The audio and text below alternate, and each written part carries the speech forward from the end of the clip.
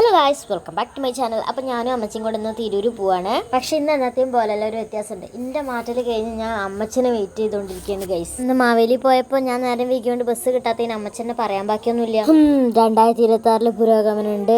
അങ്ങനെ ഞങ്ങൾ പോകണം എന്തിനാന്ന് വെച്ചാൽ അമ്മച്ചിക്ക് ഇന്നലെ ഗിഫ്റ്റ് കിട്ടിയ വാച്ചിൻ്റെ 2 കണ്ണി എടുക്കും. അങ്ങനെ നമുക്ക് സ്റ്റാൻഡിലേക്ക് പോകണ ഒരു ഓട്ടോ കിട്ടി. അപ്പോൾ നമ്മൾ ആ ഓട്ടോയിൽ വാച്ച് വാങ്ങിച്ച കടയിൽ തന്നെ പോകാനാണ് വിചാരിച്ചത്. പക്ഷേ അവിടെ ചെന്നപ്പോഴാണ് നഗ്നസത്യം തിരിച്ചറിഞ്ഞത്. ആ ഷോപ്പ് ഇന്ന് ഓപ്പൺ ആയിരുന്നില്ല. അമ്മി പോയി. പിന്നെ ഞാനും അമ്മച്ചിയും വേറെ വാച്ചിന്റെ ഷോപ്പ്, അത്യാവശ്യം നല്ല കളക്ഷനുള്ള ഷോപ്പ് തന്നെയായിരുന്നു അത്. പിന്നെ ഞങ്ങൾ കുറച്ച് സാധനവും വാങ്ങിച്ചിട്ട് നേരെ വീട്ടിലേക്ക് പോവാനുള്ള ബസ് കയറി.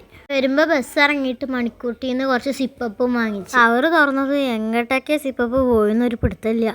ഞാൻ വേഗം ഇന്ന് ചോക്ലേറ്റ് എടുത്ത്. ഹേ ഗൈസ്, അപ്പോൾ നമ്മൾ തിരൂരൊക്കെ പോയി വന്ന് ഫുഡ് കഴിച്ചതിന് ശേഷം അപ്പോൾ നമ്മൾ പാടത്തെ അമ്മച്ചിറോടിക്ക് പോവാണ് ഗൈസ്. എനിക്കങ്ങനെ ഒറ്റയ്ക്ക് പോണ പരിപാടി ഇല്ലാത്തതുകൊണ്ട് ഇവരെല്ലാവരും ഉണ്ടായിരുന്നു. അങ്ങനെ നമ്മൾ പാടത്തെ അമ്മച്ചിറോടിക്ക് എത്തി ഗായ്സ്. ഇതാണ് ദിയേട്ടാ, ഇതാണ് നമ്മുടെ മിന്നുവിന് സ്വന്തമായിട്ട് വേറെ യൂട്യൂബ് ചാനലൊക്കെ ഉണ്ട് കേട്ടോ. ഇത് തീർത്ത.